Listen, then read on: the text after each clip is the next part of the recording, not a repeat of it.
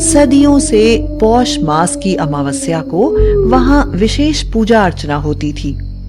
इस बार भी उस दिन की तैयारियों में पूरा गांव लगा हुआ था। आखिरकार वो दिन आ जाता है।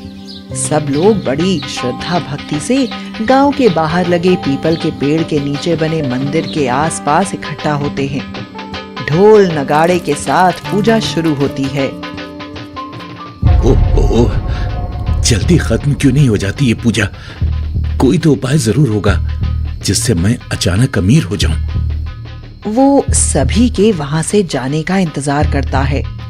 जब सब वहां से चले जाते हैं तब वह धीरे धीरे पेड़ के नीचे जाता है। वो पेड़ को ध्यान से देखता है। तभी उसे लगता है जैसे किसी ने उसका पैर पकड़ लिया है। वो घबरा जाता है।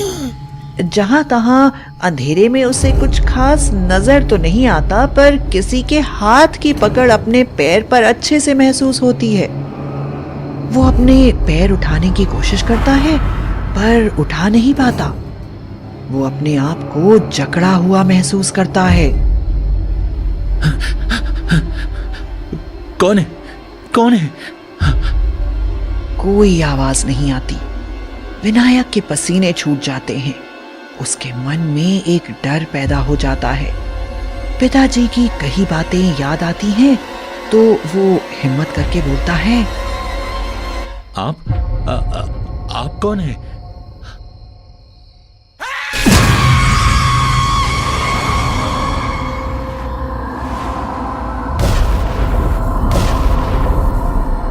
उस बिजली में विनायक जो देखता है उससे उसकी रूह कांप जाती है।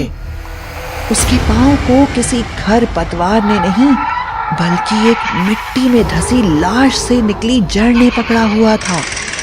ऐसा लग रहा था मानो कोई लाश हो जो लगभग सड़ गई हो, पर वह लाश नहीं थी, उसमें जान थी।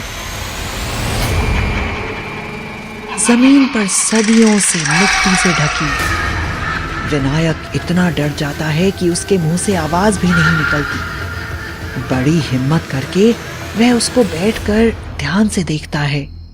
लाश गहरी सांसें ले रही होती है और वह सहम जाता है। विनायक देखता है कि लाश नाक में वही नथनी पहने हुई थी जो उसकी दादी पहना करती थी। वो समझ जाता है।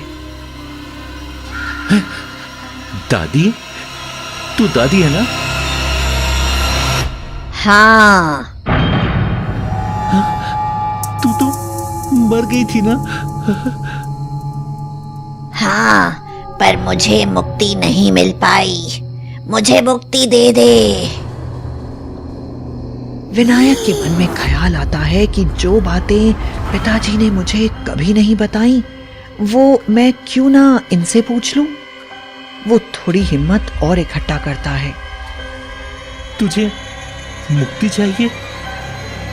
हाँ। देख दादी, पर मेरी एक शर्त है।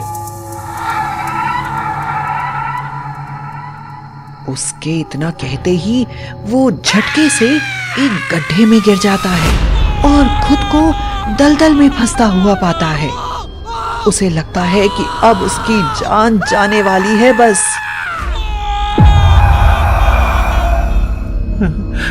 दादी, मुझे माफ कर दे, मुझे मत मार, मैं भी मरना नहीं चाहता। मुझे मार के तुझे वो कभी नहीं मिल सकता जो तुझे चाहिए। तू इस हालत में नहीं है कि तू मेरे सामने शर्त रख सके। देख दादी, तू भी मेरी शर्त को ठुकराने की हालत में नहीं है, क्योंकि मैं ही हूँ जो अब तुझको मुक्ति दिला सकता हूँ। दादी, तू मुझे मुक्ति दिलाएगा?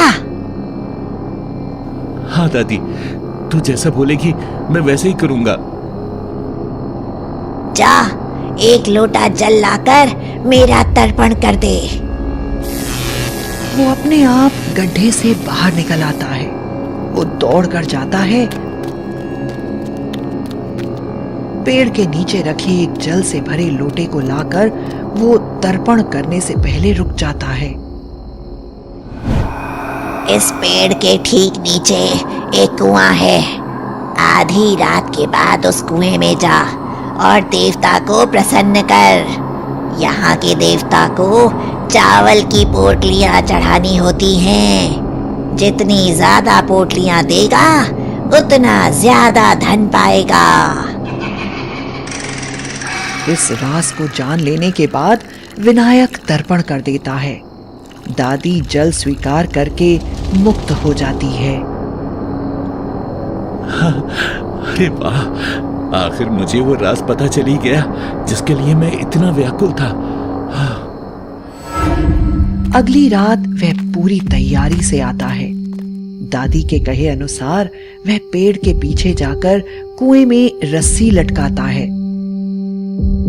वो अपने मन को मजबूत करते हुए रस्सी को पकड़कर नीचे उतरने लगता है। उसकी कमर में चावल की पोटली बंधी है। जैसे जैसे वो नीचे जाता है, माहौल डरावना होता जाता है। तभी उसे खूंखार सा कोई जीव दिखाई देता है। वह देखता है कि उसकी दाईं तरफ एक सोने के सिक्कों से भरा थैला बंधा होता है। विनायक की आंखें चमक उठती हैं।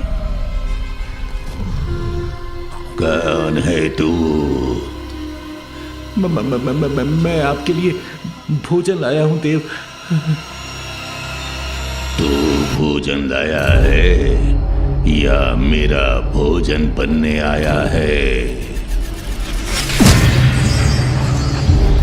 इतना कहकर वो देवता उस पर हमला करने ही वाला होता है कि विनायक चावल की पोटली फेंक देता है।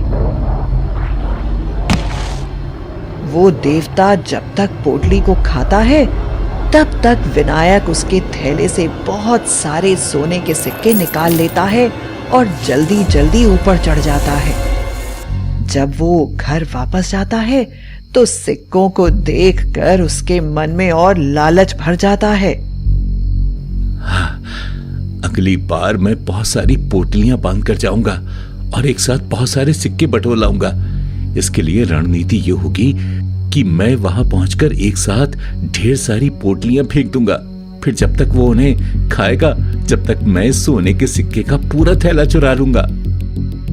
अगली रात विनायक फिर से कुएं में 5 पोटलियां लेकर जाता है और इस बार एक की जगह 5 पोटलियां फेंकता है। देवता पोटली से चावल खाने लगते हैं और विनायक उसके थैले से सिक्के निकालने लगता है। पर ये क्या? जैसे ही वो सिक्के उठाकर वापस ऊपर जाना शुरू करता है तो देवता के शरीर से उनके जैसे ही दिखने वाले 5 और देवता प्रकट हो जाते हैं। उतने सारे देवताओं को देखकर विनायक घबरा जाता है। वो बाकी बची सारी थैलियां उनकी तरफ फेंक देता है, पर देवता इतने सारे हैं कि सबको पोटली नहीं मिलती।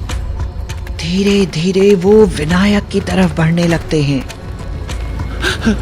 बचाओ, बचाओ, कोई है मेरी मदद करो, कोई है मेरी मदद करे।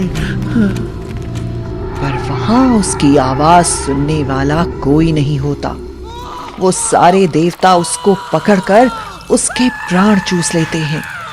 वो चिल्लाता रहता है, रोता रहता है और आखिरकार अब उसका भी वही हश्र हो जाता है जो कुछ दिन पहले तक उसकी दादी का था। अब वह भी अपनी मुक्ति के लिए अपने जैसे किसी लालची वंशज का इंतजार करने लगता है।